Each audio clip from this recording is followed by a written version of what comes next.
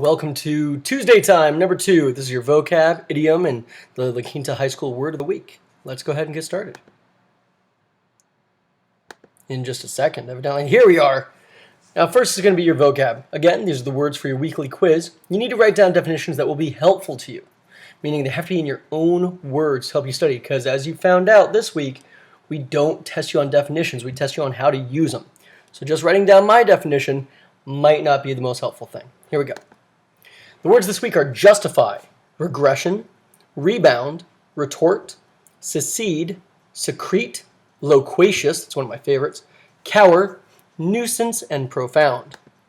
Now, do you remember last week we talked about having roots, prefixes, and affixes, and all that stuff? This week, a lot more prefixes here. We've got re and see, re meaning back or again, and see meaning apart, aside, or without. Again, it's not just that you want to use them this week, it's that in the future when you're seeing words that begin like this, you'll know at least part of their definition and you can figure it out even without having read any further. Now, rewords this week have regression. It's a noun. It's the overall process of returning to early stages of development. It's usually said with a negative connotation. If someone has a regression, they've gone back. Maybe they've become less mature or their ideas are less good than they used to be. Now, the verb form would be to regress. If someone regresses, they have moved backward in their process. Then we have rebound. It's a verb. It's to bounce back or to recover from a low point. Now, those of you who are basketball fans will know this as a noun and a verb, because in basketball, you rebound, you take the ball back. You've bounced back from a low point in that you let the other team put up the ball.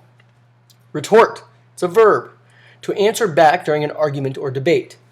As a noun, it's the answer itself. So if we're having a debate and I say something to you, if you say something mean to me and I say something snappy back to you, I have retorted. And the thing I said was the retort. Then we have said, cess, and seed. Now these are going to be at the end of the word, meaning these are suffixes, all right? All three of these things mean to go or to move.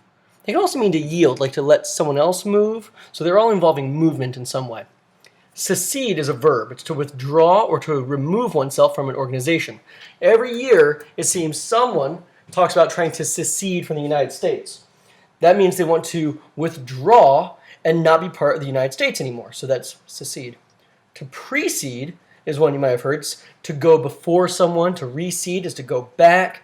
To concede, which you would again do in an argument, to concede would be to yield or to give up.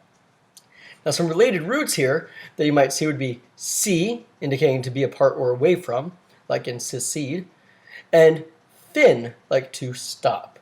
Incidentally, those of you who speak some kind of Latin-based language, fin is often used to mean end, like in French, fin means end itself. All right, other words, we have secrete. It's a verb. It's to discharge or release. This is definitely the grossest word of the week. It's almost always used in a biological reference or from skin.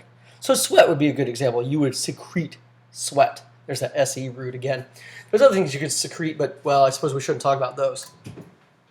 Well, maybe we can talk about one. You could secrete pus from a wound. There you go. That's really horrible. Loquacious. Again, my favorite word. It's just a fun one to say. It's an adjective. It's talking or tending to talk too freely and too much. It's used to describe someone who doesn't stop talking or they just babble away endlessly. I am often accused of being loquacious. These videos are probably pretty loquacious. Most students tend to be pretty loquacious, unless I want them to talk, of course, and then they stop talking. But it can also be used to describe something that's not a person, something else that is talky, like a movie. If it's a movie where there's no action, it's just people talking, that is a loquacious movie. Then we have cower. To cower is a verb. It's to pull back physically and shake as a result of fear. If someone jumps out at you at a haunted house, at first you jump back. And then you shake. And, ooh, I'm scared. That is to cower. Those things together, the pull back and the shaking, are cowering. And then we have other words. We have nuisance. It's a noun. It's an annoying, distracting, or obnoxious person, thing, idea, action, or, well, pretty much anything. So if something's a nuisance, it's bothering you in an annoying kind of way. Examples could include mosquitoes, little brothers, things like that. They're not really hurting you, but they're a bother. Then we have profound. Profound is an adjective. It describes a thought, statement, or a demonstration of thinking that enters deeply into a particular subject and offers a very strong insight into an intellectual notion. It goes far beyond the obvious. It can also be used to describe something that originates in the depth of someone's being, such as profound grief is one that is shattering down to the core of a person. That would be a profound grief, something that comes from deep down inside. Oh, my family's coming in. You can maybe hear my boys talking. Now that's our normal vocab for the week. Then we have the La Quinta High School academic word of the week. This week is mood. Mood is a noun. It's the emotional state that fills a person, environment, work of art, or, well, pretty much anything. It can also be used as an adjective, like someone is moody. Now, the word mood doesn't necessarily mean sad. But if we use the word moody, it pretty much always means sad and glum. Oh, man, I'm moody. And also moody kind of implies that they change moods quickly, but it's always negative. They can be petulant, they can be sad, they can be ornery, they can be angry, whatever. But you never say someone who's, happy and curious and mirthful and whatever, that they're moody. Although I suppose technically in a sense that'd be right. Now then we have our idiom of the week. That's to go through the motions. To go through the motions is to do something without really believing that it's that important, or do it without a lot of spirit.